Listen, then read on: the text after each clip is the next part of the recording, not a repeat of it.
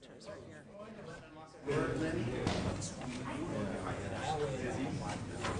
So, should we do Alquist first? We both showed up at the same time? He waited, so I had to walk over. As soon as I went down, we didn't talk about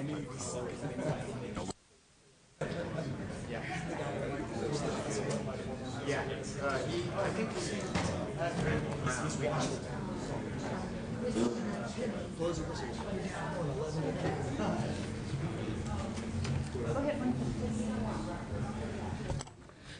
All right, I think we're going to try to bring this meeting to order. We only have two bills to hear today, and I know the Democrats have a caucus at 2, so if we could move quickly, that would be great. And we will do file order since both senators showed up at the same time, and we'll call Senator Alquist first, SB 307. We are only operating as a subcommittee. We don't have a quorum yet, but we should very shortly. Thank you. Welcome. Thank you very much, Madam Chair.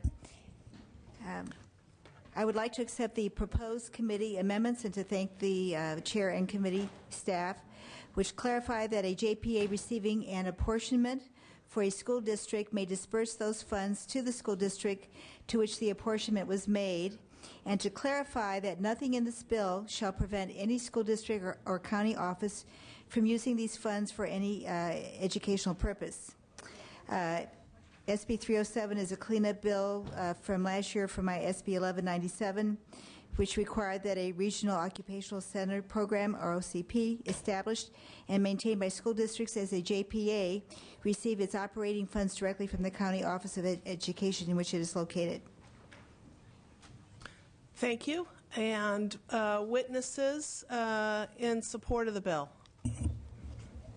Our rules today are 3 minutes each, 2 witnesses. Move the bill. Welcome. Jeff Freitas with the California. I'll try this one more time. Thank you.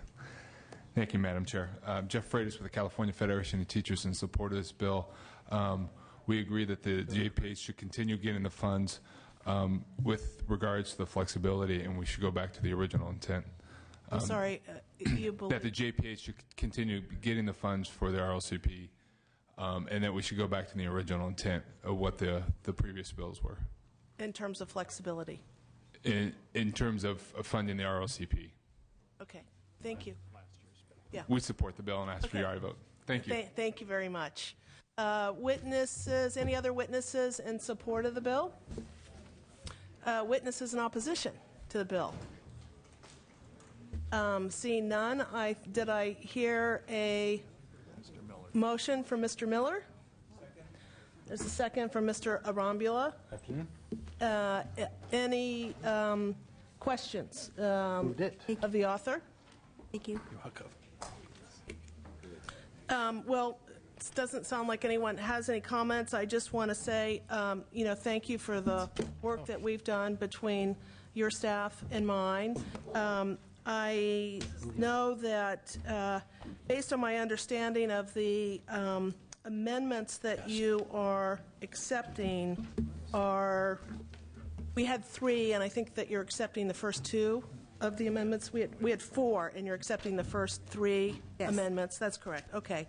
And so the last little concern that I have, and I know that we talked about this on the phone, is just the concern that if a school district wanted to utilize the flexibility that was passed in our budget bills, if they wanted to remove themselves from the JPA and the money is being allocated to the JPA, just trying to make certain that the school district would receive their share of the apportionment. Yes. Yes, that is correct. And what part of the amendment, from your vantage point, do you think secures that? Just the fact that it We have someone who will speak specifically to that. Okay. Good afternoon. My name is Nancy Lacasse, and I represent the Metropolitan Education District, and I've been working very closely on language to just clarify that we're not trying to in any way affect flexibility. All we are trying to do is to clarify a bill from last year, SB 1197, that streamlines the process for funds to go from the County Office of Education to a multi-district joint powers agency.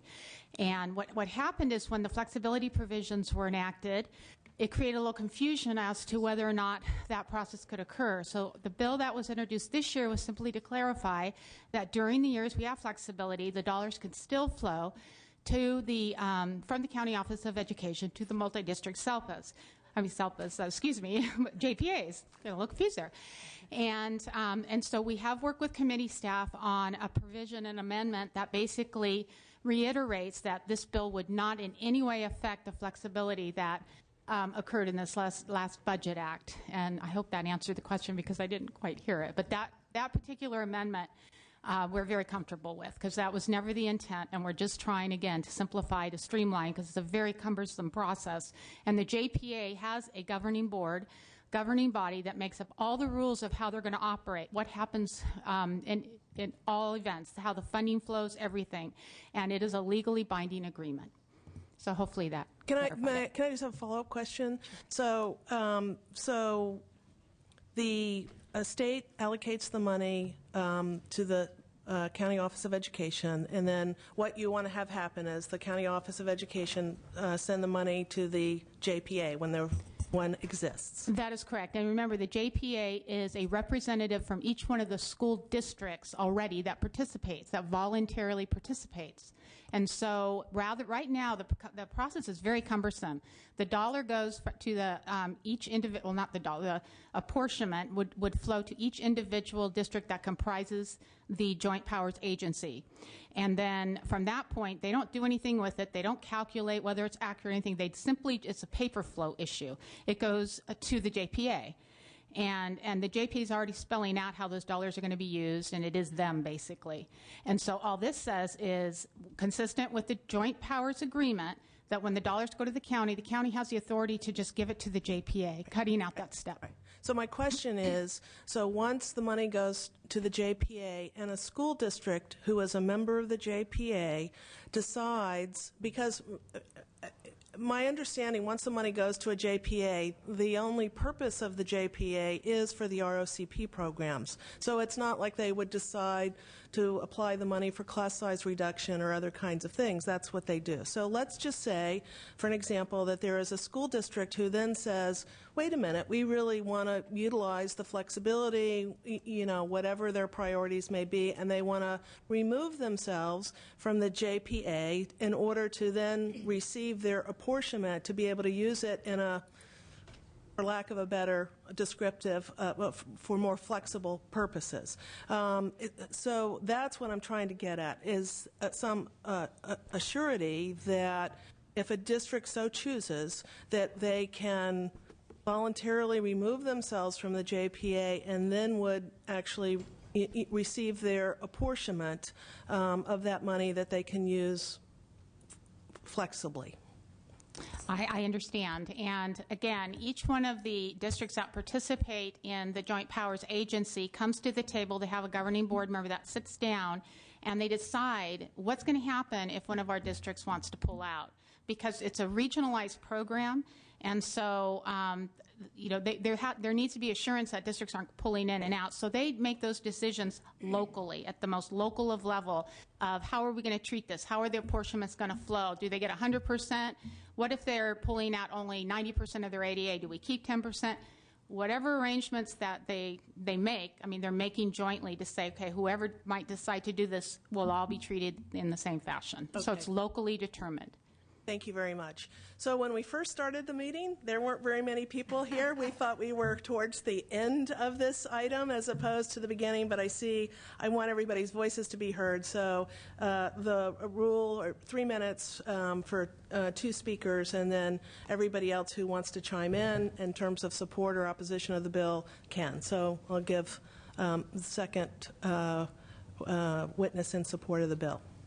Hello, I am Janet Harden, and I am past president of KROP, which is the California Association of Regional Occupational Centers and Programs. I currently serve as Senior Director of Career Technical Education and Workforce Development for the Solano County Office of Education. Last year, I served as the president of KROP, and at that time, that is when SB 1197 passed, which actually simplified the mechanisms for how the funding would flow to the JPAs. And it did pass at that time. SB 307 is language to clarify the SB 1197. I would like to make one comment on the question you just asked. With hopefully the passage of SB 307, with money flowing directly to the JPAs, it would then operate and give the same footing and advantage to JPAs as we have with county offices of education. Currently, if, in my case, a district wanted to pull out, the county superintendent would have the final decision on what amount of apportionment would go back to a district, because the superintendent of the county would want to assure that the entire, all of the districts served by the ROCP funds were not deteriorated to such a point where we could not provide adequate support to the programs. So does the county superintendent authority oversee is over and above the JPA agreement? In other words, there can be an agreement that says X, Y, and Z, but the county superintendent can override that?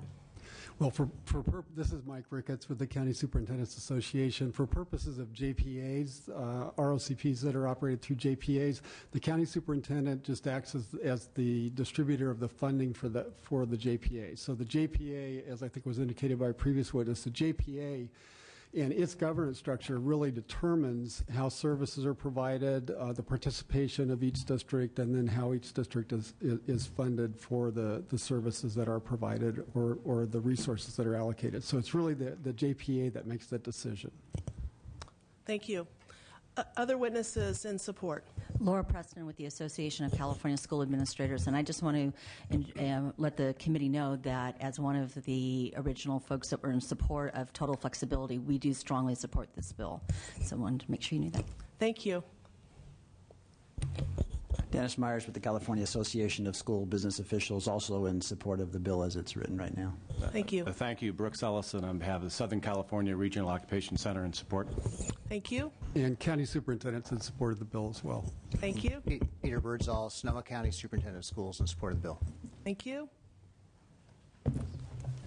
Mark Standriff, representing the California Association of Leaders of Career Preparation, also in support. Thanks. Thank you. Other witnesses in support? Witnesses in opposition? Seeing none. Okay. There has been a motion on the... Oh, I'm sorry. Thank you. We need to establish a quorum, so if we will call the roll. Brownlee. Here. Nestandi. Here. Amiano. Here.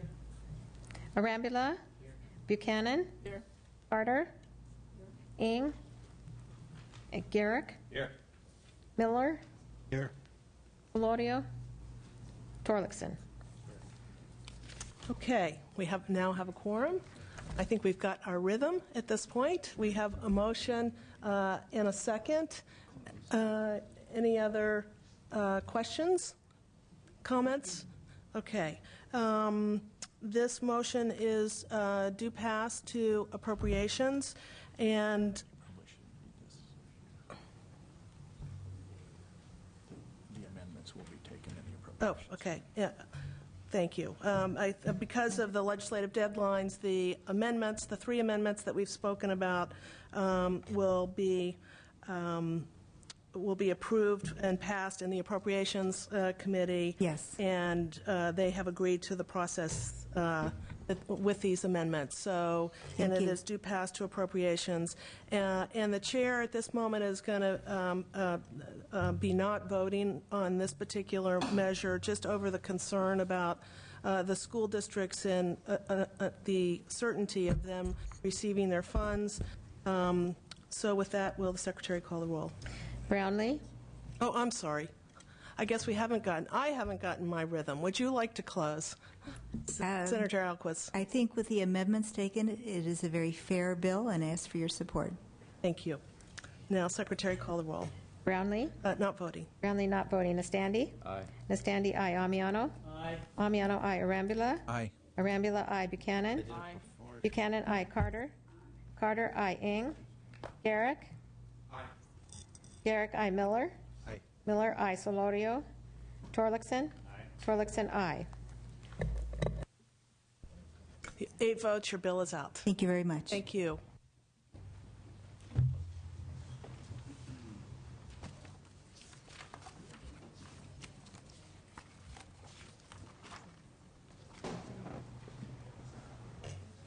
Senator Romero, SB 592. Welcome. Good afternoon, Madam Chair, members. Let me begin by saying that I accept committee amendments and thank you for those clarifying measures. This bill will help speed up the distribution. Great. We have a motion and a second. Would you like to continue? Let me just say that it speeds up the distribution of state bond funds. I think you're in favor of that by moving this forward expeditiously. The bill removes significant barriers to the construction of charter schools by expanding the options of who can hold title to these charter funds.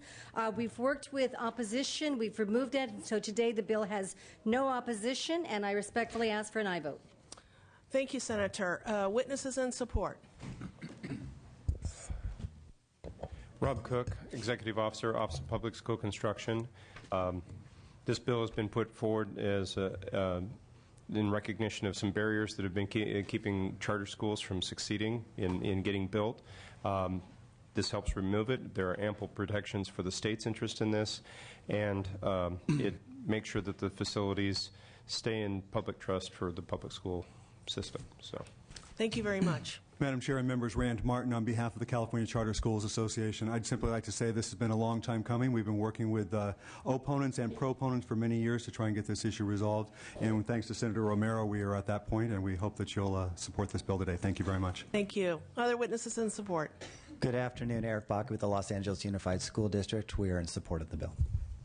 Madam Chair and members, Brian Rivas on behalf of the California School Boards Association. Happy to be here in support of a bill sponsored by the California Charter School Association. Thank you. Madam Chair and members, Deborah Harmon on behalf of Fresno Unified School District in support. Laura Preston with the Association of California School Administrators in support. Brendan Tuig on behalf of Ed Voice in support. Bo Nishimura, Department of General Services. We're sponsoring the bill. Respectfully request an aye vote. Thank you. Madam Chair and members, Tom Duffy for the Cash Organization. We had a supportive amended position on the bill. It will be a straight support at this time. We really appreciate the wonderful staff work that was done on the complexities of the property issues. So Cash is in support, and thank you very much. Thank you very much. And I'll ask for opposition, but I'm not expecting any, and see none. And there's been a motion by Mr. Garrick, or by Mr. Miller, seconded by Mr. Garrick. Would you like to close? I would just respectfully ask for an aye vote. Thank you. Secretary, call the roll. Brownlee? Aye. Brownlee, aye. Nastandi? Aye. Nastandi, aye. Amiano? Aye. Amiano, aye. Arambula? Aye. Arambula, aye. Buchanan? Aye. Buchanan, aye. Carter? Carter, aye. Ing? Garrick? Aye. Garrick, aye. Miller? Aye. Miller, aye. Solorio? Solorio, absent. Torlakson? Torlakson, aye. So there's 9 votes. Yeah, and this is due pass to appropriations, and we have votes, 9 votes, and your vote is out. Thank you. Bill is out. Thank you. So with that, it's been a fun year, members. Thank you very much. And pardon me? Well, unless something comes back to us, which can always happen. So it's not our final goodbye, let me just say. But with that, we will adjourn. Thank you. All right.